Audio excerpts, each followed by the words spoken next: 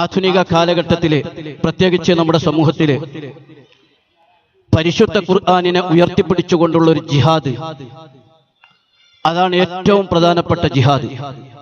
വജാഹിദുഹും ബിഹി ജിഹാദൻ കബീറ.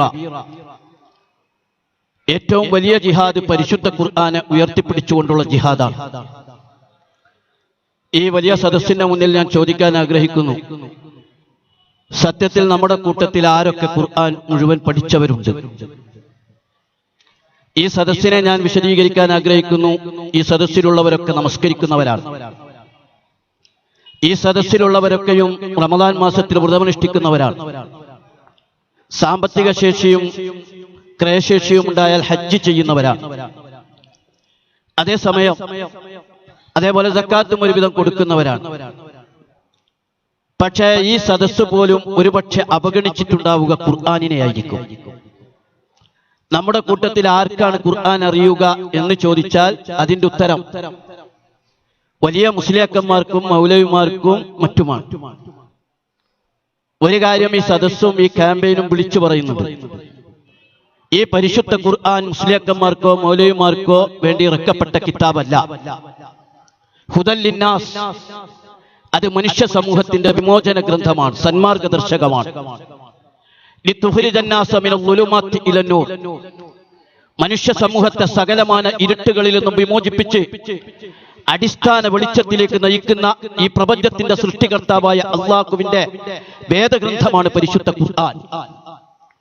നാം മനസ്സിലാക്കണം, ആ പരിശുദ്ധ ഖുർആനിനെ ഉൾക്കൊള്ളുക എന്നത് ഏറ്റവും വലിയ ബാധ്യതയായി ഈ സദസ്സ് ഏറ്റെടുക്കണം. തീർച്ചയായും പരിശുദ്ധ ഖുർആൻ നമ്മുടെ ജീവിതത്തിന്റെ വഴികാട്ടിയാണ്. നാം എന്ത് ചെയ്യണം, എന്ത് ചെയ്യരുത് എന്ന് നമ്മളോട് കൽപ്പിക്കുന്ന അല്ലാഹുവിന്റെ വചനമാണ് ഖുർആൻ. ആ പരിശുദ്ധ ഖുർആൻ അനുസരിച്ച് ജീവിതത്തിന്റെ പ്രശ്നങ്ങൾക്ക് വിധി കൽപ്പിക്കാത്തവൻ സത്യനിഷേധിയാണ്. ആ പരിശുദ്ധ ഖുർആൻ അനുസരിച്ച് ജീവിതത്തിന്റെ പ്രശ്നങ്ങൾക്ക് തീർപ്പ് കൽപ്പിക്കാത്തവൻ അധർമ്മകാരിയാണ്, അക്രമിയാണ്. വമൻ ലം യഹ്കും ബിമാ അൻസലല്ലാഹു ഫഉലൈക ഹുമുൽ കാഫിറൂൻ വമൻ ലം യഹ്കും ബിമാ അൻസലല്ലാഹു ഫഉലൈക ഹുമുൽ ളാലിമൂൻ ഫഉലൈക ഹുമുൽ ഫാസിഖൂൻ.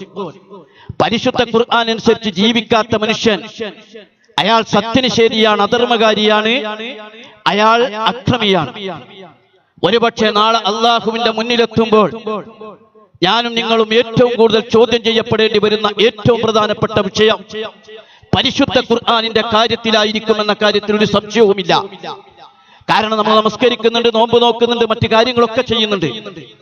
അതേസമയം ഖുർആൻ പഠിച്ചോ എന്ന് ചോദിച്ചാൽ ഇല്ല എന്ന ഉത്തരമായിരിക്കും നമുക്ക് കിട്ടുക. നാം മനസ്സിലാക്കണം, ഈ സമുദായത്തിന് വേണ്ടി ശഫാഅത്തുൽ കുബ്ര നിർവഹിക്കുന്ന ആദരവായ റസൂലുള്ളാഹി സ്വല്ലല്ലാഹു അലൈഹി വസല്ലമ തങ്ങൾ പോലും ഈ സമുദായത്തെ ചൂണ്ടിക്കൊണ്ട് അല്ലാഹുവിനോട് നാളെ ആപരാധി ബോധിപ്പിക്കും. യാ റബ്ബി ഇന്ന ഖൗമി ഇത്തഖദു ഹാദൽ ഖുർആന മഹ്ജൂറാ. പടച്ചവനെ, ഇവര് പരിശുദ്ധ ഖുർആനിനെ അവഗണിച്ചവരാണ്, ഇവര് പരിശുദ്ധ ഖുർആനിനെ പരിഗണിക്കാത്തവരാണ്. അതുകൊണ്ട് ഈ സമൂഹത്തിനെതിരിൽ നാളെ അല്ലാഹുവിന്റെ റസൂൽ പോലും അല്ലാഹുവിനോട് സാക്ഷി നിൽക്കുമെന്ന് പരിശുദ്ധ ഖുർആൻ നമുക്ക് താക്കീത് നൽകുകയാണ്. സഹോദരന്മാരെ, അതുകൊണ്ട് ഏറ്റവും പ്രധാനപ്പെട്ടത് നമ്മൾ ഖുർആനിനെ ഉൾക്കൊള്ളുക എന്നതാണ്. ഞാൻ നേരത്തെ സൂചിപ്പിച്ചു, ഇതേതെങ്കിലും പുരോഹിത വർഗത്തിന് നിശ്ചയിക്കപ്പെട്ടതല്ല. വലഖദ് യസ്സർനൽ ഖുർആന ലിദ്ദിക്ർ. പരിശുദ്ധ ഖുർആൻ ഏറ്റവും എളുപ്പമായ ഘടനയിൽ അല്ലാഹു തആല അവതരിപ്പിച്ചിരിക്കുന്നു. വളരെ കുറച്ച് പദങ്ങളെ ഖുർആനിലുള്ളൂ. വളരെ കുറഞ്ഞ പദങ്ങൾ കൊണ്ട് അത്ഭുതകരമായ ഒരു കിതാബ് രൂപപ്പെടുത്തപ്പെട്ടിരിക്കുകയാണ് പരിശുദ്ധ ഖുർആൻ. അതുകൊണ്ട് ഖുർആനിനെ പഠിക്കാൻ ഉദ്ദേശിക്കുന്ന ആളുകൾക്ക് ഏറ്റവും എളുപ്പമാണ് ഖുർആൻ. അതുകൊണ്ട് അല്ലാഹുവിന്റെ മലായിക്കത്തുകൾ ചിറക് വിരിച്ചു തന്ന 4 മണി മുതൽ അല്ലാഹുവിനെ കുറിച്ചും ഖുർആനിനെ കുറിച്ചും മാത്രം സംസാരിച്ച ഈ മഹത്തായ സദസ്സിൽ വെച്ച് എനിക്ക് എന്റെ സഹോദരി സഹോദരന്മാരോട് ഒന്നാമത് കൊടുക്കാനുള്ള വസിയത്ത്, അല്ലാഹുവിന്റെ കിതാബിനെ പഠിക്കാനും ഉൾക്കൊള്ളാനും നിങ്ങൾ സന്നദ്ധമാകണം എന്നാണ്. കാരണം മുസൽമാന്റെ കയ്യിലെ ആയുധമാണ്, മനുഷ്യരുടെ കയ്യിലെ ഏറ്റവും വലിയ ദിവ്യ അത്ഭുതമാണ് പരിശുദ്ധ ഖുർആൻ. ലോകത്തിന്റെ കൂരിരുട്ടുകളെ മുറിക്കാനും തമസ്സുകൾക്ക് വെളിച്ചം പകരാനും നമ്മുടെ കയ്യിലുള്ള ആയുധം പരിശുദ്ധ ഖുർആനാണ്. ആ ഖുർആനിനെ നമ്മൾ കെട്ടിപ്പൂട്ടി വെച്ചിരിക്കുകയാണ്. പ്രവാചകൻ സല്ലല്ലാഹു അലൈഹി വസല്ലം തങ്ങൾ 1400 വർഷം മുമ്പ് ഈ സമുദായത്തെ ഉത്ബോധിപ്പിച്ചുകൊണ്ട് പറഞ്ഞു, ലയത്തിയന്ന സമാനന്ന ലാ ഉമ്മത്തി ലാ യബ്ഖാ മിനൽ ഇസ്ലാമി ഇല്ല ഇസ്മുഹു വലാ യബ്ഖാ മിനൽ ഖുർആനി ഇല്ലാ റസ്മുഹു. എന്റെ സമുദായത്തിന് ഒരു ദുഷ്ട കാലഘട്ടം വരും, അന്ന് ഇസ്ലാമിൽ പേര് മാത്രമേ അവശേഷിച്ചിരിക്കുകയുള്ളൂ. പരിശുദ്ധ ഖുർആൻ അതിന്റെ അക്ഷരങ്ങളിൽ മാത്രം പരിമിതമായിരിക്കും. നമുക്കറിയാം, നബി സല്ലല്ലാഹു അലൈഹി വസല്ലം തിരുമേനിയുടെ കാലത്ത് ഇതുപോലെ മുസാഫ് ഉണ്ടായിരുന്നില്ല. നമ്മുടെ പള്ളിയിലും വീട്ടിലും ഉള്ളതുപോലെ ധാരാളം മുസാഫുകൾ അന്നില്ല. നബി സല്ലല്ലാഹു അലൈഹി വസല്ലം തിരുമേനി ചില സഹാബാക്കളോട് രഹസ്യമായി എഴുതി വെക്കാൻ പറഞ്ഞതല്ലാത്ത ഖുർആനേ ഉണ്ടായിരുന്നില്ല. പക്ഷേ നബി സല്ലല്ലാഹു അലൈഹി വസല്ലം തിരുമേനി അതിലെ ഓരോ സഹാബത്തിനെയും ഖുർആനിന്റെ ജീവിക്കുന്ന പതിപ്പുകളാക്കി മാറ്റി. അവരിൽ ഒരു സഹാബത്തിനെ കണ്ടാൽ ഖുർആൻ കണ്ട പോലെ, അവരിൽ ഒരാളെ തൊട്ടാൽ ഖുർആൻ തൊട്ട പോലെ, അവരുടെ ജീവിതം കണ്ടാൽ ഖുർആൻ വായിക്കുന്ന പോലെയായിരുന്നു. അതേസമയം നമ്മളോ പരിശുദ്ധ ഖുർആനിനെ മേത്തരം കടലാസുകളിൽ അടക്കി ഒതുങ്ങ. ഞാൻ പറയുന്നു, നമ്മുടെ സമുദായം ഇസ്ലാമിൽ നിന്ന് വ്യതിചലിച്ചു പോയതിന്റെ ഏറ്റവും വലിയ കാരണം അവർ ഖുർആനിനെ അർത്ഥമറിയാതെ കേവലം പാരായണം ചെയ്യും. മുസ്ലിങ്ങൾക്ക് ഓതാൻ തന്ന കിതാബല്ല ഖുർആൻ, മനുഷ്യ സമൂഹത്തിന് ജീവിക്കാൻ വേണ്ടി തന്ന ജീവിതത്തിന്റെ ഉടമസ്ഥനായ അല്ലാഹുവിന്റെ വേദഗ്രന്ഥമാണ് പരിശുദ്ധ ഖുർആൻ എന്ന് നമ്മൾ തിരിച്ചറിയണം. അതുകൊണ്ട് ജീവിതത്തിൽ ഖുർആനിനെ ഉൾക്കൊള്ളണമെങ്കിൽ ഖുർആനിനെ പഠിക്കണം. നിങ്ങൾ നോക്കൂ, നമ്മുടെ സമുദായം അന്ധവിശ്വാസത്തിലേക്കും ശിർക്കിലേക്കും കൂപ്പുകുത്തിയതിന് കാരണം അവർ ഖുർആൻ പഠിക്കാത്തതിന്റെ പേരിലാണ്. ഞാൻ എന്റെ ഖുർആൻ സ്റ്റഡി സെന്ററിൽ ഒരിക്കൽ വല്ലദീന ലാ യദഊന മഅല്ലാഹി ഇലാഹൻ ആഖറ, അല്ലാഹുവിനെ കൂടാതെ മറ്റ് ഇലാഹുകളെ വിളിച്ച് പ്രാർത്ഥിക്കരുത് എന്ന ഖുർആനിക ആയത്തിന്റെ അർത്ഥം വിശദീകരിച്ചപ്പോൾ ബഹുമാന്യനായ ഒരു വ്യക്തി എഴുന്നേറ്റ് നിന്ന് ചോദിച്ചു, ഇത്ര കൃത്യമായി അല്ലാഹുവിനെ അല്ലാത്തവരെ വിളിച്ച് പ്രാർത്ഥിക്കരുത് എന്ന് ഖുർആനിലുണ്ടോ എന്നാണ് ചോദിച്ചത്. അദ്ദേഹം പറയുന്നു, ഞാൻ ഇതൊരു അഭിപ്രായ വ്യത്യാസമുള്ള കാര്യമായിട്ടാണ് കണ്ടത്. അഥവാ അല്ലാഹുവിനെ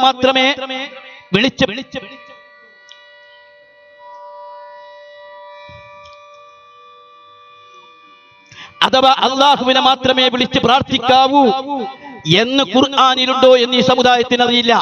അതുകൊണ്ട് എന്താ എന്ന് പറഞ്ഞാൽ, ഈ സമുദായം എന്തെല്ലാം അബദ്ധജടിലമായ വിശ്വാസങ്ങളിൽ ഉൾക്കൊണ്ടു. ഞാൻ ഈ അടുത്ത് ഒരു പണ്ഡിതന്റെ പ്രഭാഷണം എന്നെ ഏറെ വേദനിച്ചു. ലോകത്ത് ഇന്നേ വരെ ഒരൊറ്റ മുഫസ്സിറോ മുസ്ലിമോ ഒരു പണ്ഡിതനോ അർത്ഥം അറിയാത്ത പുതിയ കാഴ്ചപ്പാടിൽ ഒരു ആയത്തിനെ വിശദീകരിക്കുകയാണ്.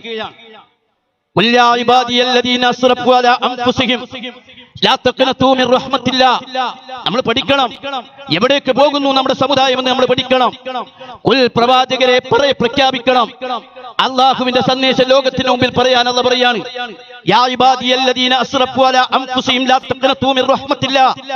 സ്വന്തത്തോട് അതിക്രമം കാണിച്ച എന്റെ അടിയാറുകളെ, അള്ളാഹുവിന്റെ കാരുണ്യത്തിൽ നിങ്ങൾ നിരാശരാകരുത്. ഇന്നല്ലാഹ യഗ്ഫിറു ദുനൂബ ജമിയാ, അള്ളാഹു എല്ലാ പാപങ്ങളും പുറത്തു തരും. പക്ഷേ ഏതാനും മാസം മുമ്പ് കേരളത്തിലെ പ്രമുഖനായ ഒരു പണ്ഡിതൻ അതിനർത്ഥം കൊടുത്തത്, കാസിം മൗലവിയൊക്കെ ഞെട്ടിപ്പോകണ്ട, കുൽ പ്രവാചകരെ താങ്കൾ പറയണം, യാ ഇബാദിയല്ലദീന അസ്റഫു അലാ അൻഫുസിഹിം, സ്വന്തത്തോട് അതിക്രമം കാണിച്ച എന്റെ അടിമകളെ. നോക്കണം അർത്ഥം വെച്ചത്. അഥവാ മനുഷ്യരെല്ലാവരും അള്ളാഹുവിന്റെ റസൂലിന്റെ അടിമയാണെന്നും അള്ളാഹുവിന്റെ അടിമ റസൂല് മാത്രമാണെന്നും പുതിയ സമൂഹത്തെ ലോകത്തെ പഠിപ്പിച്ചുകൊണ്ടിരിക്കുന്നു. പുതിയ പൗരോഹിത്യം നിങ്ങൾ മനസ്സിലാക്കണം. എന്തുകൊണ്ട് പൗരോഹിത്യം ഖുർആൻ പഠിപ്പിക്കുന്നില്ല? ഇന്ന കസീറൻ മിനൽ അഹ്ബാരി വറുഹ്ബാനി ലിയഅകുലൂന അംവാലൻ നാസി ബിൽ ബാത്തിലി വയസുദ്ദൂന അൻ സബീലില്ലാഹ് എന്ന ഖുർആനിന്റെ അർത്ഥം ഈ സമുദായം പഠിച്ചു പോകും. അഥവാ പുരോഹിതന്മാരിലും പാതിരിമാരിലും പെട്ട ഒട്ടേറെ ആളുകൾ ജനങ്ങളെ ദൈവിക സരണിയിൽ നിന്ന് തെറ്റിക്കുകയും ജനങ്ങളുടെ സമ്പത്ത് അന്യായമായി പിണുങ്ങുകയും ചെയ്യുമെന്ന ആയത്ത് ഈ സമുദായം പഠിക്കാതെ പോകണം. അതിനുവേണ്ടിയാണ്. അഥവാ ഖുർആൻ പഠിച്ചിരുന്നെങ്കിൽ പൗരോഹിത്യത്തിന്റെ ദുഷ്ടലാക്ക് ഇവിടെ ഉണ്ടാവുകയില്ല. അതുകൊണ്ട് എന്തർത്ഥവും പഠിച്ചാലും നമുക്കറിയില്ല. പണ്ട് തമാശ പറയാറുണ്ട്, ഈ സദസ്സ് എപ്പോഴെങ്കിലും ഒന്ന് ചിരിച്ചോട്ടെ എന്ന് കരുതിയാലും തമാശ പറയാം. ഒരു പണ്ഡിതന്റെയും ഒരു സാധാരണക്കാരന്റെയും ഭൂമി അടുത്തടുത്ത് വന്നു. ഞാൻ നല്ലൊരു ചിത്രമാണത്. ഒരു പണ്ഡിതൻ ഒരു സാധാരണക്കാരനായ ഒരു കർഷകന്റെ ഭൂമി അടുത്തടുത്ത് വന്നു. പണ്ഡിതൻ കുറേശ്ശെ അദ്ദേഹത്തിന്റെ അതിര് കക്കാൻ തുടങ്ങി. അതിര് കക്ക എന്ന് പറഞ്ഞാൽ ഞങ്ങൾക്ക് മനസ്സിലാവുമെന്ന് അറിയില്ല, എന്റെ നാട്ടിലെ ഭാഷ അങ്ങനെയാണ്. കുറേശ്ശെ അപ്പുറത്തുനിന്ന് മണ്ണിങ്ങനെ ചെയ്യാൻ തുടങ്ങി. അങ്ങനെ ഇത് വല്ലാതെ ആയപ്പോ ഈ കർഷകൻ വിനയപൂർവ്വം ഉസ്താദിന്റെ അടുത്ത് വന്നിട്ട് പറഞ്ഞു, ഉസ്താദെ, എന്റെ ഭൂമി ചുരുങ്ങി ചുരുങ്ങി വരുന്നുണ്ടല്ലോ. ഉടനെ ഖുർആൻ ഓതി. ഉസ്താദ്, ഈ ഖുർആനിൽ ഓതിയിട്ടില്ലേ, ഭൂമി അതിന്റെ ഇരുപാർശ്വങ്ങളിൽ നിന്നും ഇടുങ്ങിയതായി അവർക്ക് അനുഭവപ്പെടും. പരലോകത്തിന്റെ കാര്യം പറഞ്ഞതാ. അതുകൊണ്ടാണ് നിന്റെ ഭൂമി ചുരുങ്ങിയത്. പക്ഷേ കർഷകനാണ് വിരുദ്ധനാ. ഉടനെ തന്നെ അവൻ മറു ചോദ്യം ചോദിച്ചു, ഉസ്താദിന്റെ ഭൂമി ഇങ്ങനെ വലുതായി വലുതായി വരുന്നുണ്ടല്ലോ. ദാലിക ഫദ്ലുല്ലാഹി യുതീ മൻ യശാ. ഉസ്താദ് ഉടനെ ആയത്തോതി അത് അള്ളാഹുവിന്റെ അനുഗ്രഹമാണ്, അവൻ ഉദ്ദേശിച്ചവർക്ക് കൊടുക്കും. പക്ഷേ കർഷകൻ വിട്ടില്ല. വീണ്ടും അവൻ ചോദിച്ചു, ഉസ്താദ് ഇതൊന്ന് മറിച്ചായിക്കൂടെ, ഭൂമി വലുതാകൽ എനിക്കും ചുരുങ്ങൽ ഉസ്താദിനും ആയിക്കൂടെ എന്ന് ചോദിച്ചപ്പോഴും ഉസ്താദ് ഖുർആൻ ആയത്തോതി. ഉസ്താദ് ഓതി, ലാ തസ്അലു അൻ നസിയാഇൻ തുബ്ദലക്കും തസുവക്കും. ചില കാര്യങ്ങളെ കുറിച്ച് ചോദിക്കണ്ട, ഉത്തരം പറഞ്ഞാൽ ദുഃഖിക്കേണ്ടി വരും. ഈ സമുദായത്തിന്റെ ഒരു ചിത്രമാണ് ഞാൻ പറഞ്ഞത്. കാരണം നമുക്ക് ഖുർആൻ അറിയില്ല. ഖുർആൻ അറിയാത്തത് കൊണ്ട് സമൂഹത്തിൽ എല്ലാ കാര്യങ്ങളും നടക്കുന്നു. ഇത് ഈ വിഷയത്തിൽ മാത്രമല്ല, നമുക്കെങ്കിലും കുടുംബജീവിതത്തെ കുറിച്ച് അറിയുമോ? ആരെ വിവാഹം കഴിക്കണമെന്ന് നമ്മുടെ കുട്ടികൾക്ക് അറിയുമോ? ആരാണ് അന്യര്, ആരാണ് അടുത്തവരെന്നറിയുമോ? ആരാണ് മുഹറം എന്നറിയുമോ?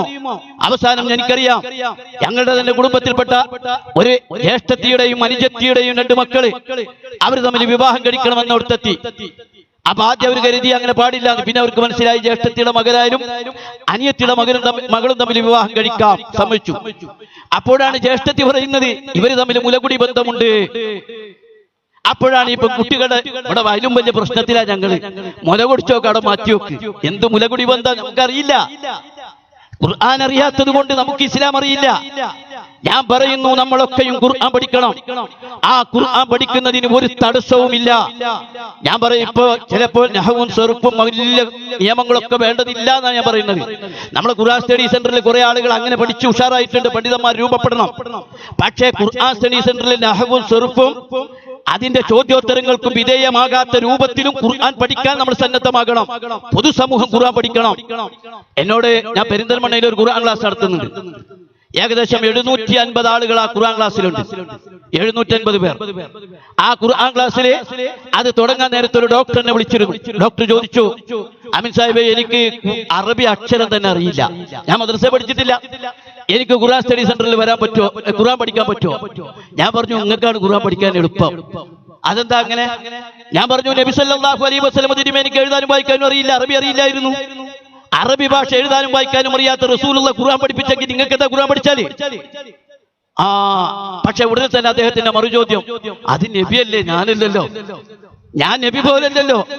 ഞാൻ വീണ്ടും പറഞ്ഞു, നബി സല്ലല്ലാഹു അലൈഹി വസല്ലം തങ്ങൾ മാത്രമല്ല, മഹാനായ അബൂ ഹുറൈറ റളിയല്ലാഹു അൻഹു അടക്കമുള്ള പ്രമുഖരായ സഹാബാക്കൾക്ക് അറബി അക്ഷരം അറിയില്ല, അറബി എഴുതാൻ അറിയില്ല, വായിക്കാൻ അറിയില്ല. പിന്നെന്തിനാ നഹ്വ് സർഫ്? നഹ്വും സർഫുമല്ലോ നിങ്ങൾ കെട്ടിക്കുടുങ്ങല്ലേ. ഖുർആനിന്റെ ആശയം പഠിക്കണം. ഞാനിപ്പോ ഒരു ആയത്ത് പറയാം, ഖുൽ ഹുവല്ലാഹു അഹദ്. അതിന്റെ ഒരു നഹ്വും സർഫും ഒന്നും പഠിച്ചില്ലെങ്കിലും അല്ലാഹു ഏകനാണെന്ന സത്യം ആ ഖുർആൻ ആയത്ത് പഠിച്ചാൽ എന്താ പ്രശ്നം? അതുകൊണ്ട് എന്റെ പ്രഭാഷണം കേൾക്കുന്ന സദസ്സിൽപ്പെട്ട ഒരൊറ്റാളോടും അള്ളാഹുവിന്റെ മലായിക്കത്തുകളെ സാക്ഷി നിർത്തി ഞാൻ പറയുന്നു, നാളെ പടച്ചോന്റെ കോടതിയിൽ നിങ്ങൾക്ക് രക്ഷപ്പെടാൻ ഒരു പഴുതുമില്ല. ഒരായുസ് ഭൂമിയിൽ ജീവിച്ചിട്ട് അള്ളാഹുവിന്റെ അനുഗ്രഹങ്ങൾ മുഴുവൻ സ്വീകരിച്ചിട്ട് അള്ളാന്റെ കിതാബ് ഒരാവർത്തി വായിക്കാതെ പരലോകത്തേക്ക് കടന്നു ചെന്നാൽ വിടില്ല റബ്ബ് എന്ന് നിങ്ങളെ താക്കീത് നൽകാൻ, ഓർമ്മപ്പെടുത്താൻ, ഒന്നാമതായി എന്നെ താക്കീത് നൽകാൻ ഈ അവസരം ഞാൻ ഉപയോഗിക്കുകയാണ്. നിങ്ങൾ നോക്കിയേ, പണ്ടുള്ള ഒരാളെന്ന മഹ്ശറിൽ ചോദ്യം ചെയ്താൽ ഖുർആൻ പഠിച്ചോ എന്ന് ചോദിച്ചാൽ അയാൾ പറയും, ഖുർആനല്ല, കണക്കും സയൻസും ഒന്നും പഠിച്ചില്ല, പഠിച്ചോനെ പുറത്തു തരണേന്ന് പറയും. നമ്മളെയോ ഫ്രം LKG മുതൽ ഡിഗ്രി വരെ പഠിക്കുന്ന കുട്ടി എത്ര പുസ്തകം പഠിച്ചു, എന്തെല്ലാം പഠിച്ചു. പക്ഷേ ഇതൊക്കെ പഠിച്ചിട്ടും ഞാന് തൃശ്ശൂർ മെഡിക്കൽ കോളേജിലെ കുട്ടികൾക്ക് ഒരു ക്ലാസ് എടുക്കാൻ വേണ്ടി പോയപ്പോൾ ഞാൻ അവരോട് ചോദിച്ചു, LKG മുതൽ MD ഡിഗ്രി കോഴ്സ് പാസ്സാകുന്നവരെ നിങ്ങൾ എത്ര പുസ്തകം പഠിച്ചു? അവർ 10,000 പുസ്തകങ്ങളുടെ എണ്ണം പറഞ്ഞു. അതേസമയം ഒരു ഖുർആൻ മാത്രം പഠിച്ചിട്ടില്ല. 15 ദിവസത്തെ മാധ്യമ ദിനപത്രം വെച്ചാൽ വലിപ്പത്തിൽ മാധ്യമ ദിനപത്രമായിരിക്കും വലുത്. ഞാൻ നോക്കിയിട്ടാ പറയണത്. 2 ജുസ് ഉണ്ടാവും, ഒരു പേജ്, ഒരു ദിവസത്തെ പത്രം. പക്ഷേ നമ്മൾ ഒരായുസ് ജീവിച്ചിട്ട് ഖുർആൻ അകത്ത് എന്ത് പറഞ്ഞു എന്നറിയില്ല. ശരിക്കും നമ്മുടെ കയ്യിൽ ഏറ്റവും വലിയ ആയുധല്ലേ ഖുർആൻ. ഈ ഖുർആൻ എന്താണ് നമ്മൾ മനസ്സിലാക്കിയത്? ലോകത്ത് മാറ്റങ്ങൾക്ക് തിരികൊളുത്തിയത് ഖുർആനാ. നേരത്തെ പറഞ്ഞില്ലേ ശിഹാബ് സാഹിബ്, ലോകത്ത് പരിവർത്തനങ്ങൾ സൃഷ്ടിച്ചത് ഖുർആനാ. ഈ ഇന്ന് മനുഷ്യ സമൂഹം കാണുന്ന മുഴുവൻ ചൈതന്യങ്ങൾക്ക് ഖുർആനാണ് വിപ്ലവം വരുത്തിയത്. 1400 വർഷങ്ങൾക്ക് മുമ്പ് ഒട്ടകത്തിന്റെ മൂക്കേർ പിടിക്കാൻ പഠിച്ച ജനതയിൽ ജനിച്ച നിരക്ഷരനായ പ്രവാചകന്റെ വായിലൂടെ അവതീർണമായ പരിശുദ്ധ ഖുർആൻ ലോകത്തെ മാറ്റിമറിച്ചു. ഹുവല്ലദീ ബാസ ഫിൽ ഉമ്മീയീന റസൂലൻ മിൻഹും യത്ലു അലൈഹിം ആയാതിഹി വയുസക്കീഹിം വയുഅല്ലിമുഹുൽ കിതാബ വൽ ഹിക്മ വഇൻ കാനൂ മിൻ ഖബ്ലി ലഫീ ളലാലിൻ മുബീൻ. അവർ ഏറ്റവും മോശമായ ജനതയായിരുന്നു. അവരെ വേദം പഠിപ്പിച്ച് സംസ്കരിച്ചെടുത്തു പ്രവാചകൻ. നമ്മുടെ നാട്ടിൽ മദ്യപാനം ഒഴുകുന്നില്ലേ? ഇന്ന് മദ്യം മാത്രമല്ല, 30% ഹയർ ക്ലാസ്സുകളിൽ പഠിക്കുന്ന കുട്ടികൾ ലഹരി മരുന്നിന് അടിമപ്പെടുന്നു എന്നാ പറയുന്നത്. രാജ്യത്ത് 30,000 കോടി രൂപയുടെ ഔദ്യോഗിക മദ്യമാണ് ഒരു വർഷം കൊച്ചു കേരളം കുടിച്ചു തീർക്കുന്ന ആവശ്യമില്ലാത്തവരായിരുന്നില്ലേ? കേരളത്തിലെ സ്ത്രീകൾ മാറുമറക്കാൻ കിട്ടിയ സന്ദേശം ഖുർആനിലൂടെ കിട്ടിയ നവോത്ഥാനമാണെന്ന് നവോത്ഥാനത്തിന്റെ ആളുകൾ പഠിക്കണം. കേരളത്തിന്റെ സ്ത്രീകൾ മാറുമറക്കാനുള്ള നവോത്ഥാനത്തിന്റെ സന്ദേശം സ്ത്രീകൾക്ക് ലഭിച്ചത് ഖുർആനിക സന്ദേശത്തിലാണ്. ഖുർആനിന്റെ സന്ദേശം ഉൾക്കൊണ്ട ടിപ്പു സുൽത്താനെ പോലെയുള്ള ആളുകൾ കേരളത്തിൽ വന്ന് ചേലക്കരകളിലൂടെ ചേല വിതരണം ചെയ്തിട്ട കേരളത്തിന്റെ പെണ്ണ് തുണി ഉടുക്കാൻ പഠിച്ചത് എന്ന് നിങ്ങൾ മനസ്സിലാക്കണം. ഒരു കാലത്ത് മാറുമറച്ചതിന്റെ പേരിൽ മുലക്കരം കൊടുക്കേണ്ടി വന്നവരാണ് കേരളക്കാർ. മാറുമറച്ചതിന്റെ പേരിൽ 2 സ്ഥലങ്ങളും തിരുവിതാംകൂർ അമ്മ മഹാറാണി ഈഴവ പെണ്ണിന്റേത് മുറിച്ചു മാറ്റിയിട്ടുള്ള കേരളമാണ്. ഞാൻ പറയുന്നു, സ്ത്രീകളെ ചരിത്രത്തിൽ ഉയർത്തിയത് ഖുർആനാ.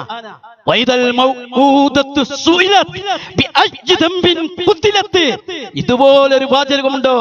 കുടിച്ചു മൂടപ്പെട്ട പെൺകുട്ടി നാളെ അവളോട് ചോദിക്കും, പൊന്നുമോളെ നീ എന്തിന്റെ പേരിലാണ് കൊല ചെയ്യപ്പെട്ടത്? ഈ സ്ത്രീയുടെ ഈ വാചകം നിങ്ങൾ ലോകത്തിന്റെ മുമ്പിൽ ചോദിക്കണം.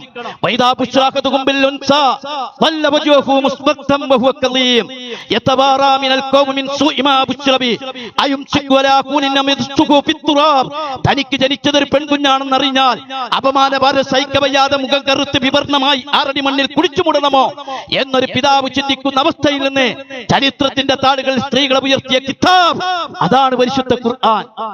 ഒരു വിഷയത്തിൽ മാത്രമല്ല, നിങ്ങളൊക്കെ വന്ന് അടുത്തടുത്ത് കസേരട്ടിരിക്കേണ്ടത് എന്നേത് തുടങ്ങിയത്? കേരളത്തിൽ കസേരട്ടിരിക്കാൻ തുടങ്ങിയത്? പുഴുവിന് നടക്കാം, തേരട്ടയ്ക്ക് നടക്കാം, പഴുതാരക്ക് പോകാം, ആർക്കും പോകാം. തന്നെ പോലെ ഇവിടെ കണ്ണുള്ള, ചെവിയുള്ള, മൂക്കുള്ള, തന്റെ പോലെ രക്തമൊഴുകുന്ന, തന്നെ പോലെ അമ്മ പെറ്റ മനുഷ്യന് വഴി നടക്കാൻ പാടില്ലായിരുന്നല്ലോ ഈ കൊച്ചു കേരളത്തില്. അടുത്ത കാലം നമ്മൾ പഠിച്ചില്ലേ?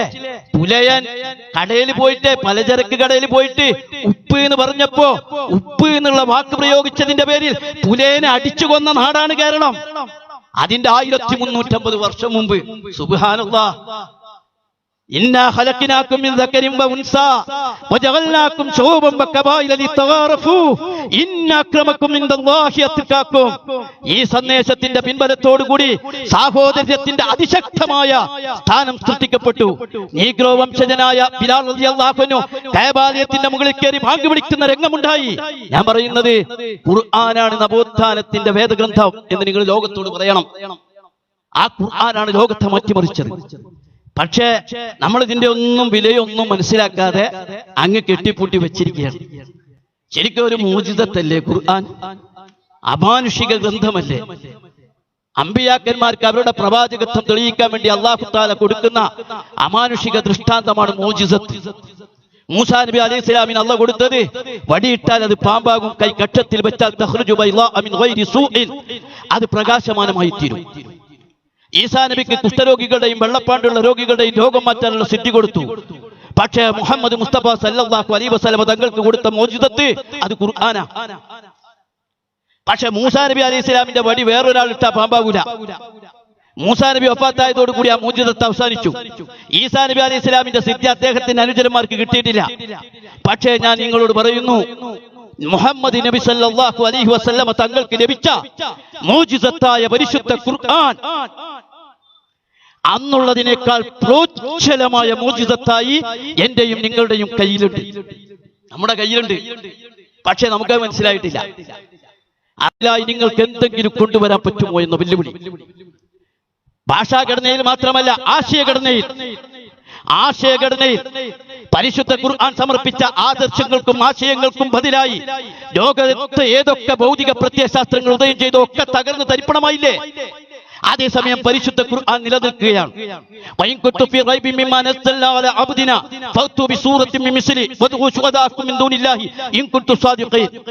ഈ പരിശുദ്ധ ഖുർആനിൽ വല്ല സംശയമുണ്ടെങ്കിൽ ഒരു സൂറത്ത് കൊണ്ടുവരുന്ന എന്ന വെല്ലുവിളി അന്നല്ല എന്നുമുണ്ട്. എന്നും ആ ഖുർആനിൽ അതുണ്ട്. 10 സൂറ കൊണ്ടുവരാ.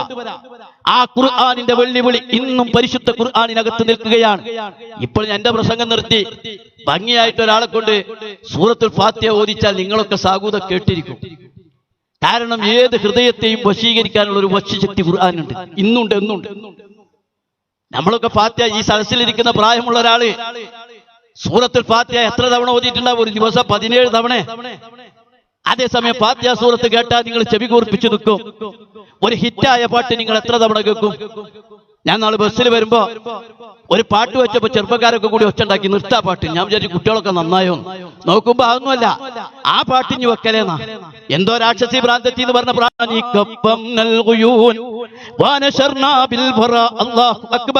ഞങ്ങൾ ഖുർആൻ കൊണ്ട് ലോകത്തിന്റെ അജയ ശക്തിയായി മാറി. അല്ലാഹു അക്ബർ എന്ന കൊടിക്കൂറയ്ക്ക് കീഴിൽ ഞങ്ങൾ ലോകത്ത് ഇസ്ലാമിനെ പ്രബോധനം ചെയ്തു. ആർത്തിരമ്പി വരുന്ന വമ്പിച്ച സൈന്യത്തിന്റെ മുന്നിൽ നിൽക്കുന്ന ലോകോത്തര സർവ്വസൈന്യാധിപൻ പേർഷ്യൻ സൈന്യാധിപൻ റുസ്താം തന്റെ മുന്നിൽ നിൽക്കുന്ന കൊച്ചു മുസ്ലിം സൈന്യത്തെ നോക്കിയിട്ട് ഒരിക്കൽ പറഞ്ഞു, ഇല്ല, മുസ്ലിം സൈന്യത്തെ പരാജയപ്പെടുത്താനാവില്ല. സൈന്യം ചെറുതാണ്, പക്ഷേ മുസ്ലിം സൈന്യത്തെ പരാജയപ്പെടുത്താനാവില്ല. കാരണം അവരുടെ പക്കൽ ജീവിക്കുന്ന ഖുർആനുണ്ട്. ജീവിക്കുന്ന ഖുർആൻ. ഞാൻ പറയുന്നു, ഏത് മനസ്സിനെയും വശീകരിക്കാനുള്ള ഒരു അത്ഭുത ശക്തി ഖുർആനിനുണ്ട്. ഈ അടുത്ത കാലത്താണല്ലോ കറാച്ചിയിലൂടെ സഞ്ചരിച്ചിരുന്ന ലോകോത്തര ഡിപ്ലോമാറ്റ് 7 വയസ്സുള്ള ഒരു കുട്ടിയുടെ ഖുർആൻ പാരായണം കേട്ടുകൊണ്ടാണ് ഇസ്ലാമിലേക്ക് വന്നത്. നബി സല്ലല്ലാഹു അലൈഹി വസല്ലം തിരുമേനിയെ ഗുണദോഷിക്കാൻ വേണ്ടി വരുന്ന പല പ്രമുഖരെയും പ്രവാചകൻ നേരിട്ട് അക്കമിട്ട മറുപടി കൊടുത്തിട്ടല്ല, ഖുർആനായത്ത് അങ്ങ് ഓതി കൊടുത്തു. അങ്ങനെ ഓതി കുറച്ചെത്തിയപ്പോഴാണ്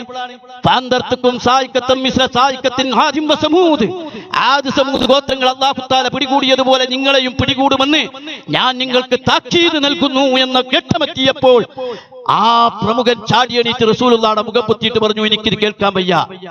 അവിടെ ചെന്നിട്ട് പറഞ്ഞത് മാരണത്തിന്റെ വാക്കുകളല്ല, കൂടോത്രത്തിന്റെ വാക്കുകളല്ല, മുഹമ്മദിന്റെ വചനമല്ല, അത്ഭുതകരമായ ദിവ്യശക്തിയുള്ള വേദഗ്രന്ഥമാണത് എന്ന് അദ്ദേഹം അവിടെ പോയി പറയുകയാണ് ചെയ്തത്. അതുപോലെ പരിശുദ്ധ ഖുർആൻ ഭാവി ദൈവത്തിനല്ലാതെ അല്ലാഹുവിനല്ലാതെ അറിയില്ല എന്ന് പ്രഖ്യാപിച്ച ഗ്രന്ഥമാണ്. ലാ യഅലമുൽ ഗൈബ ഇല്ലല്ലാഹ്, അല്ലാഹു മാത്രമേ ഗൈബ് അറിയൂ. വമാ തദ്രീ നഫ്സും മാദാ തക്സിബു ഗദാ, നാളെ എന്ത് സംഭവിക്കുമെന്ന് ഒരാൾക്കും അറിയില്ല എന്ന് പഠിപ്പിച്ച വേദഗ്രന്ഥം നടത്തിയ പ്രവചനങ്ങൾ, ആ പ്രവചനങ്ങളിൽ ഒന്നുപോലും പുലരേണ്ട സന്ദർഭത്തിൽ പുലരാതിരുന്നിട്ടില്ല എന്ന് നിങ്ങൾ മനസ്സിലാക്കണം. പരിശുദ്ധ ഖുർആൻ നിരവധി പ്രവചനം നടത്തി. ആ പ്രവചനങ്ങളൊക്കെയും പുലർന്നു, ഒന്നുപോലും പുലരാതിരുന്നിട്ടില്ല. നിങ്ങൾക്കറിയില്ലേ, ഒരാംഗ്ലേയ ചരിത്രകാരൻ ഖുർആനിനെ പഠനം നടത്തിയിട്ട് അദ്ദേഹം പറഞ്ഞു, പരിശുദ്ധ ഖുർആനിന്റെ ഏറ്റവും വലിയ അത്ഭുതം സൂറത്തുൽ ലഹബാൻ. തബ്ബത് യദാ അബീ ലഹബിൻ വത്തബ് മാ അഗ്നാ അൻഹു മാലുഹു വമാ കസബ് സയസ്ലാ നാറൻ ദാത ലഹബ് എന്ന് പറയുന്ന അബൂ ലഹബ് നരകത്തിലാണ്, അദ്ദേഹത്തിന്റെ ഭാര്യയും നരകത്തിലാണ്, അദ്ദേഹത്തിന്റെ സമ്പത്ത് സന്താനങ്ങൾക്കും അയാൾക്ക് ഉപകരിച്ചില്ല എന്ന് അബൂ ലഹബ് പ്രതാപവാനായി കൊടികുത്തി വാടുന്ന ഘട്ടത്തിൽ ജീവിച്ചിരിക്കുന്ന അബൂ ലഹബിന്റെ മുഖത്ത് നോക്കി പരിശുദ്ധ ഖുർആൻ പ്രഖ്യാപിച്ചു, അബൂ ലഹബ് നാശത്തിലാണ്. അദ്ദേഹം പറയുന്നു, അബൂ ലഹബിനെ പോലെ ധിക്കാരികളായ ആളുകളൊക്കെ ഇസ്ലാമിലേക്ക് വരുമ്പോൾ അബൂ ലഹബ് നരകത്തിലാണെന്ന് പറയാൻ മുഹമ്മദിനെ കൊണ്ടാവില്ല. അത് ദൈവിക വചനമാണ്. പറഞ്ഞതുപോലെ അറബികളുടെ കൺമുന്നിൽ വെച്ചുകൊണ്ട് പ്രതാപവാനായ അബൂ ലഹബിന്റെ അന്ത്യം ശരിക്കറബികൾ കണ്ടു. സമ്പത്ത് നശിച്ചു, മക്കൾ നശിച്ചു, അവസാനം ചീഞ്ഞു നാറി പുഴുവരിച്ച് വീട്ടിന്റെ മുന്നിൽ ഒരു കുഴി കുഴിച്ച് തോണ്ടിട്ട് മൂടുകയാണ് ചെയ്തത് എന്ന് നമുക്ക് കാണാൻ കഴിയും. അന്നത്തെ 2 പ്രമുഖ രാഷ്ട്രങ്ങളായിരുന്നല്ലോ റോമയും പേർഷ്യയും. റോമ സാമ്രാജ്യം അഖില കിതാബിന്റെ രാജ്യമാണ്, പേർഷ്യൻ സാമ്രാജ്യം മജൂസികളുടെ രാജ്യമാണ്. പക്ഷേ പേർഷ്യൻ സാമ്രാജ്യം ഒരു യുദ്ധത്തിൽ റോമയെ തോൽപ്പിച്ചു എന്ന് മാത്രമല്ല നാമാവിശേഷമാക്കി. ആ സന്ദർഭത്തിലാണ് പരിശുദ്ധ ഖുർആൻ അവതീർണമായത്. അലിഫ് ലാം മീം ഗുലിബത്തിർ റൂം ഫീ അദ്നൽ അർളി വഹും മിൻ ബഅദി ഗലബിഹിം സയഗ്ലിബൂൻ. ഇദാ റോമ തോറ്റിരിക്കുന്നു, ഏതാനും വർഷത്തിനുള്ളിൽ റോമ സാമ്രാജ്യം ജയിക്കും.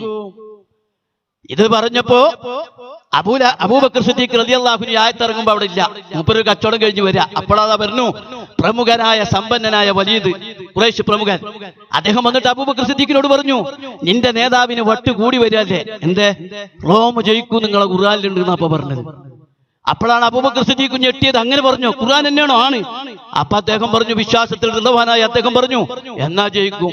അപ്പൊ പിന്നെ മൂപ്പര് തിരിക്കൽ മൂപ്പരുടെ നേർക്കായി, നിനക്കും വട്ടാണല്ലേ എന്നായി. ഒന്ന് പറഞ്ഞ് 2 പറഞ്ഞ് തെറ്റി വെച്ചു. അന്ന് ഇസ്ലാമിന്റെ സാമ്പത്തിക ക്രമമൊന്നുമില്ല. ഒരൊട്ടകം 3 വർഷത്തിനുള്ളിൽ റോമ ജയിക്കും. അബൂബക്കർ സിദ്ദീഖ് ഇല്ല വലീദ്.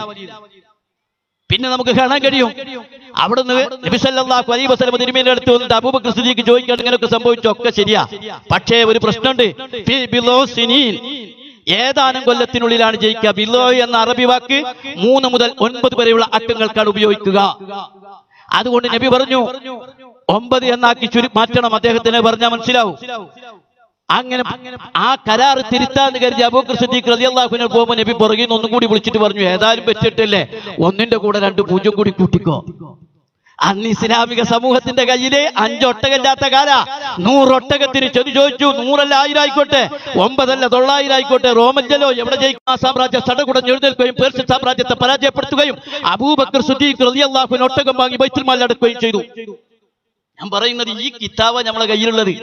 അതിനേക്കാളൊക്കെ ഉപരി ഈ സദസ്സിനോട് എനിക്ക് പറയാനുള്ളത്, ഇതിൽ ഒരുപാട് ചെറുപ്പക്കാരുണ്ട്, വിദ്യാസമ്പന്നരായ ആളുകളുണ്ട്. എനിക്കറിയാം പെരുമ്പാവൂരിനെയും പരിസര ഭാഗത്തെയും 10-30 വർഷങ്ങൾക്ക് മുമ്പ് ഈ ഭാഗത്തൊക്കെ നന്നായി പണിയെടുത്ത ഒരാളാണ് ഞാൻ. പക്ഷേ എനിക്ക് നന്നായി അറിയാം. ഞാൻ ചോദിക്കുന്നു, പരിശുദ്ധ ഖുർആനിന്റെ ഏറ്റവും വലിയ അത്ഭുതം പരിശുദ്ധ ഖുർആൻ നടത്തിയ ശാസ്ത്ര പരാമർശങ്ങളാണ്. നമ്മൾ ശാസ്ത്രം പഠിച്ചു, പക്ഷെ ഖുർആനിന്റെ ശാസ്ത്രം പഠിച്ചോ നമ്മൾ? നിങ്ങൾക്കറിയാം, നബി സല്ലല്ലാഹു അലൈഹി വസല്ലം തിരുമേനിക്ക് പരിശുദ്ധ ഖുർആൻ അവതീർണമാകുന്ന കാലത്ത് ശാസ്ത്രം ABCD പോലുമില്ല, വട്ടപൂജ്യമാണ്. ആ കാലത്ത് നേരത്തെ പറഞ്ഞ ഒട്ടകത്തിന്റെ മൂക്കേറ് പിടിക്കാൻ പഠിച്ച ജനതയിൽ ജനിച്ച പ്രവാചകൻ അവതീർണമായ പരിശുദ്ധ ഖുർആൻ 100 കണക്കിന് സ്ഥലത്ത് ഭൂമിയെക്കുറിച്ച്, സൂര്യനെക്കുറിച്ച്, നക്ഷത്രങ്ങളെക്കുറിച്ച്, ജീവജാലങ്ങളെക്കുറിച്ച് ആവർത്തിച്ച് പറഞ്ഞിട്ടും ആധുനിക ശാസ്ത്രീയ സത്യത്തിന്, ലേറ്റസ്റ്റ് സയന്റിഫിക് ട്രൂത്ത്, ആധുനിക ശാസ്ത്രീയ സത്യത്തിന് വിരുദ്ധമായ ഒരു പരാമർശം അള്ളാന്റെ കിതാബിലില്ല എന്നുള്ളത് സുബ്ഹാനല്ലാഹ് ഒരു വലിയ അത്ഭുതമാണ്, വലിയ അത്ഭുതം. എന്തായി പറയുന്നത്? വെറും 450 കൊല്ലം മുമ്പ് ഒരു ശാസ്ത്രജ്ഞൻ എഴുതിയ ശാസ്ത്ര പുസ്തകം എടുത്താൽ ഞാൻ തറപ്പിച്ചുറപ്പിച്ചു പറയുന്നു, അതിൽ 70% പൊട്ടത്തരായിരിക്കും. വൈകിയപ്പോഴേക്കും അതിൽ കുറെ കാലത്തേക്ക് മാറാൻ വൈകുന്നു. മാത്രമല്ല, ശാസ്ത്രം ഇന്നലെയും മിനിയാന്നും എന്ന നിലയ്ക്ക് കണ്ടുപിടിച്ച 100 കണക്കിന് ശാസ്ത്ര വസ്തുതകൾ അത്ഭുതകരമായി നമുക്ക് ഖുർആനിൽ കാണാൻ കഴിയുന്നു. അത്ഭുതകരമായി. ഞാൻ ഈ എറണാകുളം ജില്ലയിലല്ല നിൽക്കുന്നത്. ഞാൻ എന്റെ ഒരു ഗൃഹാതുരത്വം പങ്കുവെക്കുകയാണ്. എടവനക്കാട് ഉപ്പയുടെ കൂടെ പഠിക്കുന്ന കാലം, ഏകദേശം 6ാം ക്ലാസ്സിലോ മറ്റോ പഠിക്കുന്ന, 7ാം ക്ലാസ്സിലോ പഠിക്കുന്ന ഒരു കാലം. ഇപ്പോഴും അങ്ങനെ തന്നെ ആയിരിക്കും നിങ്ങളെ ഖുർആൻ സ്റ്റഡി സെന്ററിൽ പഠിപ്പിക്കാന്ന് ഞാൻ വിശ്വസിക്കുന്നു. അലക്കത്ത് രക്തക്കട്ട. പക്ഷെ ആ വാക്കിന്റെ ശാസ്ത്രീയ ലോകത്തോട് പറയാൻ കഴിയണം, ഇത് പ്രപഞ്ചത്തെ സൃഷ്ടിച്ച, മനുഷ്യനെ സൃഷ്ടിച്ച, ഭ്രൂണത്തെ സൃഷ്ടിച്ച, മനുഷ്യനെ സൃഷ്ടിച്ച പടച്ച തമ്പുരാന്റെ കിതാബാണ് എന്ന് ലോകത്തോട് നമുക്ക് പറയാൻ കഴിയണം. ശാസ്ത്രം പറയുന്നു ഈ പ്രപഞ്ചം വികസിക്കുന്നുവെന്ന്. ഖുർആൻ അന്നേ പറഞ്ഞു ഇതിനെ നാം വികസിപ്പിക്കും. സൂര്യന്റെ പ്രകാശം സ്വയം പ്രകാശമാണെന്നും ചന്ദ്രന്റെ പ്രകാശം സൂര്യനിൽ നിന്ന് തട്ടിവരുന്ന പ്രതിപ്രകാശമാണെന്നും ശാസ്ത്രലോകത്തിന് അറിവ് കിട്ടിയിട്ട് നൂറ്റാണ്ടുകളെ ആയിട്ടുള്ളൂ. പക്ഷേ 1.5 സഹസ്രാബ്ദം മുമ്പ് പരിശുദ്ധ ഖുർആൻ തന്നെ പറഞ്ഞത്, തബാറക്കല്ലദീ ജഅല ഫിസ്സമാഇ ബുറൂജൻ വജഅല ഫീഹാ സിറാജൻ വഖമറൻ മുനീറ. സ്വയം കത്തുന്ന വിളക്കായ സിറാജായ സൂര്യൻ, മറ്റൊന്നിന്റെ പ്രകാശം പ്രതിഫലിപ്പിക്കുന്ന മുനീറായ ചന്ദ്രൻ. മുനീറായ ചന്ദ്രൻ എന്തായി പറയുന്നത്? ആകാശഗോളങ്ങളൊക്കെയും ഒറ്റക്കട്ടിയായിരുന്നു, അതിഭയങ്കരമായ സമ്മർദ്ദത്തിന് വിധേയമായി പൊട്ടിത്തെറിച്ചതാണെന്ന ബിഗ് ബാങ് തിയറി കൃത്യമായിട്ട് ഖുർആൻ പറഞ്ഞില്ലേ? അവലം യറല്ലദീന കഫറു അന്ന സമാവാതി വൽ അർള കാനതാ റത്കൻ ഫഫതഖനാഹുമാ. ആകാശഭൂമികളെ ഒറ്റക്കട്ടിയായിരുന്നു, നാം അവയെ വേർപെടുത്തി. നിങ്ങൾ സമയം തന്നാൽ ഞാൻ 100 എണ്ണം പറഞ്ഞുതരാം. 100 എണ്ണം ഇല്ലാന്ന് പറഞ്ഞു കഴിഞ്ഞു. ബാക്കി സമയമില്ല, സമയം കഴിഞ്ഞു എന്ന് പറഞ്ഞു. കാരണം പറയാം, പക്ഷെ നമ്മൾ ഇതൊന്നും പഠിക്കുന്നില്ല, ലോകത്തിന് മുമ്പിൽ അവതരിപ്പിക്കുന്നില്ല. ഞാൻ പറഞ്ഞു വന്നത് ഈ മോചിതത്താണ് നമ്മൾ കെട്ടിപ്പൂട്ടി. പണ്ട് തുണിയിലാണ് ഞങ്ങളുടെ നാട്ടിലൊക്കെ ഇത് പൊഞ്ഞു വെച്ചിരുന്നത്. 2 സാധനം നമ്മൾ തുണിയിൽ പൊഞ്ഞിരുന്നത്, ഒന്ന് ഖുർആനും പിന്നെ മുസാഫ് മയ്യത്തുമായിരുന്നു. ആ തുണിയിൽ പൊഞ്ഞിട്ട് കെട്ടിവെക്കും. അത് പുറത്തെടുക്കണം, നമുക്ക് ഖുർആൻ പഠിക്കണം. ഇന്ന് അത്ഭുതകരമായ മാറ്റം കേരളത്തിൽ സംഭവിക്കുകയാണ്. എനിക്ക് 4 ഖുർആൻ സ്റ്റഡി സെന്റർ ഉണ്ട്, ഞങ്ങളോട് പങ്കുവെക്കണം വേറെ കാര്യത്തിന് വേണ്ടി. അതിൽ മൊത്തം 2000-ത്തിലധികം പഠിതാക്കളുണ്ട്. 5.5 വർഷമായി തിരൂരിൽ നടക്കുന്ന ഖുർആൻ ക്ലാസ്സിൽ ഇന്നലെ പങ്കെടുത്തത് 500-ലേറെ പേരാണ്. അത് ഞാൻ എറണാകുളത്തെ ആളുകളോട് പറയുന്നു, നിങ്ങൾ ആരും പ്രതീക്ഷിക്കാത്ത മേഖലയിൽ നിന്ന് ആളുകൾ ഖുർആൻ പഠിക്കാൻ വരും. അവർ കുടുംബസമേതം വരും. അവർക്ക് പറ്റുന്ന വിധത്തിൽ ലളിതമായി ഖുർആനിനെ അവതരിപ്പിക്കാൻ കഴിയണം എന്നേ ഉള്ളൂ. അങ്ങനെ വരുമ്പോൾ ഒരു ഖുർആനികമായ വിപ്ലവം ലോകത്ത് നടക്കും. ഖുർആൻ വന്നാൽ പിന്നെ ബാക്കി ശൈത്താനെ കൂടിയൊളിക്കും. അവിടെ പിന്നെ വേറൊരു തിന്മയുണ്ടാവില്ല. ഞാൻ എന്റെ സഹോദരന്മാരോട് സഹോദരികളോട് പറയുന്നു, നമ്മൾ ഖുർആനിന്റെ വാഹകരാണ്. ഖുർആൻ ഉണ്ടെങ്കിൽ നമ്മൾക്ക് നമ്മളെ മുമ്പിൽ ഒരു ശൈത്താനും വരില്ല. എത്ര സഹോദരിമാർ എന്നെ വിളിച്ചു പറയുന്നു, ഖുർആൻ പഠിക്കാൻ തുടങ്ങിയതിന് ശേഷം അവരുടെ വീട്ടിലുണ്ടായ പരിവർത്തനത്തെക്കുറിച്ച്, മക്കളെയും കൂട്ടി ഖുർആൻ ക്ലാസ്സിന് വന്നപ്പോണ്ടായ മാറ്റത്തെക്കുറിച്ച് കരഞ്ഞിട്ടൊരു സഹോദരി പറഞ്ഞു, ഖുർആൻ ക്ലാസ് കേട്ടതിന് ശേഷം എന്റെ മോൻ ഇന്ന് രാത്രി ഉറക്കത്തിൽ നിന്ന് എഴുന്നേറ്റ് സുബഹിക്ക് സ്വയം അവൻ നിസ്കരിച്ചു എന്ന് സന്തോഷത്തോടു കൂടി പറഞ്ഞു. കരഞ്ഞുകൊണ്ടാണ് പറയുന്നത്. ഞാൻ പറയുന്നു, ഖുർആനുള്ള വീട്ടിൽ അവിടെ അനുഗ്രഹം ഉണ്ടാകും. അൽബക്കറയും ഇമ്രാനും ഓതുന്ന വീട്ടിൽ അനുഗ്രഹം ഉണ്ടാകും. അവിടെ ദാരിദ്ര്യത്തെ പേടിക്കേണ്ട. അതല്ലേ മഹാനായ ഒരു പണ്ഡിതനോട് ഖലീഫ ചോദിച്ചു, പെൺമക്കളല്ലേ ഇത്തിരി പൈസ തരാം. ആ മഹാനായ പണ്ഡിതൻ പറഞ്ഞത്, എനിക്ക് പൈസ വേണ്ട, വീട്ടിലെ കഷ്ടപ്പാട് മാറാൻ ഞാൻ കുട്ടികളോട് സൂറത്തുൽ വാക്യ കാണാതെ പഠിക്കാൻ പറഞ്ഞിട്ടുണ്ട്. അവർ വാക്യ ഓതാറുണ്ട്. സൂറത്തുൽ വാക്യ ഓതുന്ന വീട്ടിൽ ദാരിദ്ര്യം ഉണ്ടാവില്ല. ഞാൻ ചോദിക്കുന്നു, നമ്മളൊക്കെ പഠിച്ചിട്ടുണ്ട് സൂറത്ത് യാസീൻ, ഖൽബുൽ ഖുർആൻ, ഖുർആന്റെ ഹൃദയമാണ്. ആ ഖുർആനിന്റെ ഹൃദയം എന്ന് പറയുന്ന സൂറത്ത് യാസീൻ, ഇഖ്റഉ മൗതാക്കും, സൂറത്ത് യാസീൻ, മരണാസന്നമായ ആൾക്ക് സൂറത്ത് യാസീൻ ഓതി കൊടുക്കണമെന്നാണ് പറഞ്ഞത്. നമുക്ക് ഓതി തന്നുമ്പോ എന്താ ഉണ്ടാകുക പ്രതികരണം? ആ മരണാസന്നന് സൂറത്ത് യാസീൻ ഓതി കൊടുക്കാൻ പറയാൻ കാരണം, പരലോകത്തെ കുറിച്ച്, അള്ളാഹുവിനെ കുറിച്ച്, തൗഹീദിനെ കുറിച്ച്, റിസാലത്തിനെ കുറിച്ച് ഏർപ്പറയുന്ന പരിശുദ്ധ സൂറത്ത് യാസീൻ, അള്ളാഹുവിലേക്ക് യാത്ര തിരിക്കുന്ന മരണാസന്നൻ ഭക്തി നിർഭരമായി പടച്ച തമ്പുരാനിലേക്ക് യാത്ര തിരിക്കാൻ വേണ്ടിയിട്ടാണ് ജീവിതത്തിൽ ഓതിപ്പടിച്ച മനുഷ്യന്റെ മുമ്പിൽ സൂറത്ത് യാസീൻ മരണമാസന്നമാകുമ്പോൾ ഓതിക്കൊടുക്കാൻ പ്രവാചകൻ പഠിപ്പിച്ചത്. പക്ഷെ നമുക്ക് യാസീൻ ഓതിയാൽ നല്ല ഓത്ത് എന്ന് പറയാന്നല്ലാതെ എന്ത്? അല്ലൗമ നഖ്തിമു അലാ അഫ്വാഹിഹിം വതുകല്ലിമുനാ ഐദീഹിം വതഷ്ഹദു അർജുലുഹും ബിമാ കാനൂ യക്സിബൂൻ. എന്തറിയാൻ?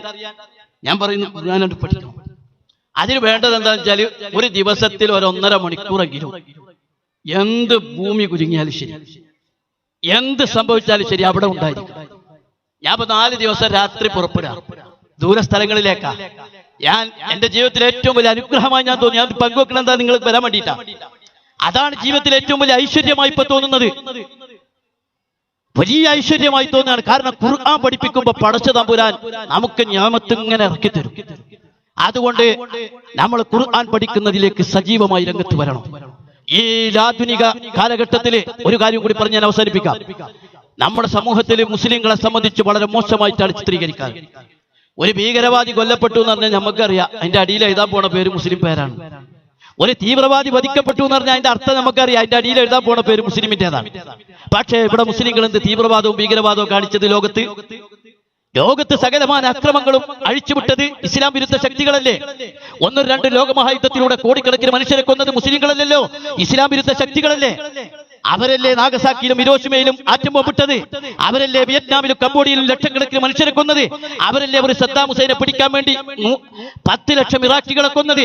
അവരല്ലേ ഒരു ഉസാമ ബിൻ ലാദനെ പിടിക്കാൻ വേണ്ടി 11 ലക്ഷം അഫ്ഗാനികളെ കൊന്നത്? ആരെ കയ്യിലെ ആയുധം? 100 കണക്കിന് ആറ്റം ബോംബ് അവരെ കയ്യിലല്ലേ? നമ്മളിൽ ഏറുപടക്കണ്ട. അവരെ കയ്യിലല്ലേ ഏറ്റവും വലിയ മിസൈൽ ഉള്ളത്? വാണം വിടാൻ അറിയോ നമുക്ക്? പക്ഷേ എന്നിട്ടും പറയാ മുസ്ലിങ്ങൾ ഭീകരന്മാരാണ്, മുസ്ലിങ്ങൾ തീവ്രവാദികളാണ്. ഇത് മാറാനും പോണില്ല. എന്താ കാരണം?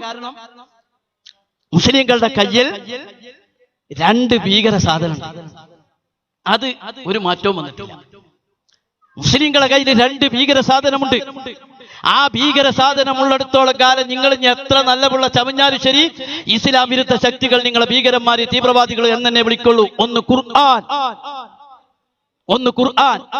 വമാ ലക്കും ലാ തുഖാതിലൂന ഫീ സബീലില്ലാഹി വൽ മുസ്തളഫീന മിനൽ റിജാലി വൻ നിസാഇ വൽ ബിൽദാനി അല്ലദീന യഖൂലൂന റബ്ബനാ അഖ്രിജ്നാ മിൻ ഹാദിഹിൽ ഖറിയത്തിൽ ളാലിമി യഖ്ലുക വജ്അൽ ലനാ മിൻ ലദുൻക വലിയ്യൻ വജ്അൽ ലനാ മിൻ ലദുൻക നസീറാ എന്ന് ലോകത്തോട് പഠിപ്പിക്കുന്ന ഒരു വേദഗ്രന്ഥത്തിനെ ഇസ്ലാം വിരുദ്ധ ശക്തികൾക്ക് ഭീകര ഗ്രന്ഥമായിട്ടേ തോന്നുള്ളൂ. അടിച്ചമർത്തപ്പെട്ട മനുഷ്യർക്ക് വേണ്ടി ശബ്ദിക്കുന്ന ഒരു വേദഗ്രന്ഥം, പീഡിത മർദ്ദിത ജനവിഭാഗത്തിന് വേണ്ടി ശബ്ദിക്കുന്ന ഒരു വേദഗ്രന്ഥം. വമാ അദ്റാക മൽ അഖബ ഫഖു റഖബ ഔ ഇത്വാമു ഫി യൗമിൻ ദി മസ്അബ യതീമൻ ദാ മത്രബ എന്ന് പറയുന്ന ഒരു വേദഗ്രന്ഥം ഭീകരമായിരിക്കും. ലോക ജനതയെ ചൂഷണം ചെയ്യുന്ന ഇസ്ലാം വിരുദ്ധ ശക്തികൾക്ക് ഭീകരമായിരിക്കും. രണ്ടാമത്തേത് റസൂലാണ്.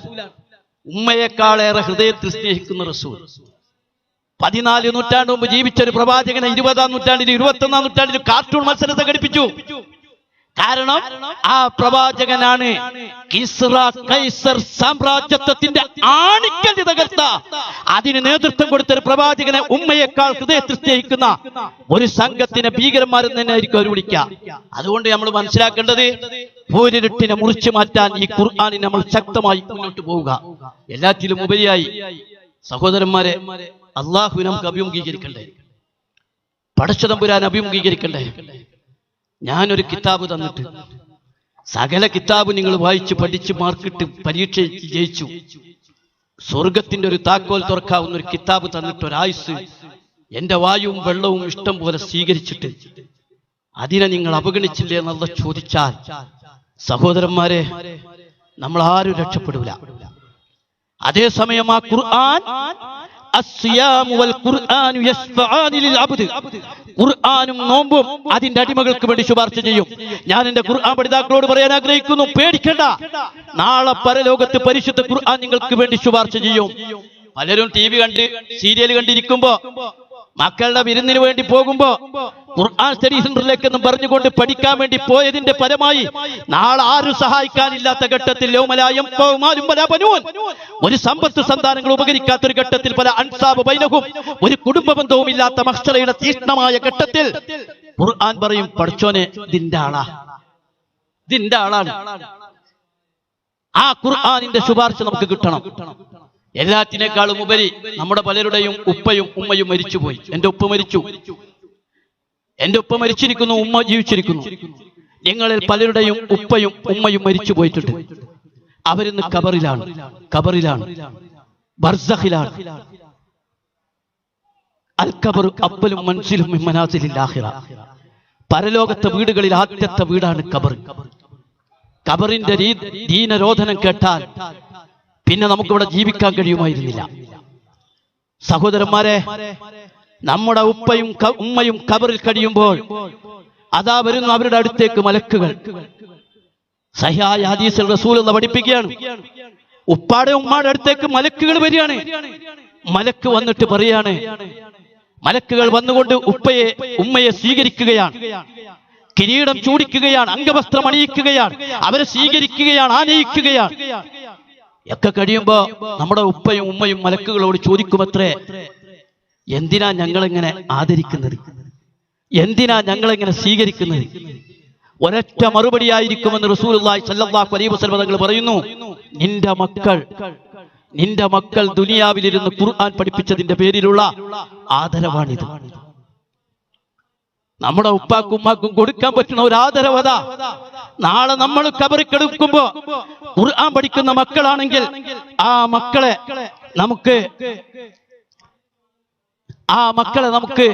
നമുക്ക് വേണ്ടി പ്രാർത്ഥിക്കുന്ന മക്കളാക്കി മാറ്റണം. ഞാൻ അവസാനിപ്പിക്കുകയാണ്. കുറച്ചധികം സമയമെടുത്തതിന് സംഘാടകരോട് ഖേദം പ്രകടിപ്പിച്ചുകൊണ്ട് തന്നെ അവസാനിപ്പിക്കുകയാണ്. ഈ സദസ്സിനോട് ഒരു കാര്യം കൂടി ഞാൻ പറയുന്നു. വിപുലമായ ഒരു ഖുർആൻ പഠനവേദിക്ക് പെരുമ്പാവൂരിനെ പോലുള്ള ഒരു പ്രദേശത്തിന് നല്ല സാധ്യതയുണ്ട്. എന്റെ കണക്കൂട്ടലിൽ 1000 പേരെങ്കിലും പഠിക്കാനുണ്ടാവും. ഞാൻ നിങ്ങളെ പ്രകോപിതനാക്കിക്കൊണ്ടാണ് പോകുന്നത്. നിങ്ങൾ അതിനുവേണ്ടി സന്നദ്ധമാവുകയും വലിയ ഒരു അനുഗ്രഹത്തിന്റെ വാതിൽ തുറക്കുകയും ചെയ്യണം എന്ന് മാത്രം പറഞ്ഞുകൊണ്ട് എന്നെ ശ്രമിച്ച നിങ്ങൾക്ക് എല്ലാവർക്കും നന്ദി രേഖപ്പെടുത്തിക്കൊണ്ട് എന്റെ വാക്കുകൾ അവസാനിപ്പിക്കുകയാണ്. അല്ലാഹു സുബ്ഹാനഹു വ തആല നമ്മെ അനുഗ്രഹിക്കുമാറാകട്ടെ. അവന്റെ ജന്നാത്തുൽ ഫിർദൗസിൽ നമ്മൾ എല്ലാവരെയും ഒരുമിച്ച് കൂട്ടുമാറാകട്ടെ. അല്ലാഹുവേ, ഞങ്ങളിൽ സംഭവിച്ചു പോയ എല്ലാ തെറ്റുകളും കുറ്റങ്ങളും പാപങ്ങളും അല്ലാഹ് പുറത്തു മാപ്പാക്കി തീർക്കുമാറാകണേ. പരിശുദ്ധ ഖുർആനിനെ പഠിക്കാനും ഉൾക്കൊള്ളാനും അതനുസരിച്ച് ജീവിക്കാനും അല്ലാഹ് തൗഫീഖ് നൽകി അനുഗ്രഹിക്കുമാറാകണേ. നാളെ ഖുർആനിന്റെ ശുപാർശക്ക് വിധേയരായി തീരുന്ന ആളുകളുടെ കൂട്ടത്തിൽ അല്ലാഹ് ഞങ്ങളെ നീ ഉൾപ്പെടുത്തി അനുഗ്രഹിക്കുമാറാകണേ. അല്ലാഹുമ്മ ജഅലിൽ ഖുർആന ലിഖുലൂബിനാ ദിയാഅ വലിഅബ്സാരിനാ ജലാഅ വലിയസ്ഖാമിനാ ദവാഅ വലിദുനൂബിനാ മുമഖ്ഖിസ വഅനിന്നാരി മുഖല്ലിസ. اللهم نجنا من عذاب القبر ومن عذاب النار. ربنا آتنا في الدنيا حسنة وفي الآخرة حسنة وقنا عذاب النار. وآخر دعوانا أن الحمد لله رب العالمين. السلام عليكم ورحمة الله وبركاته.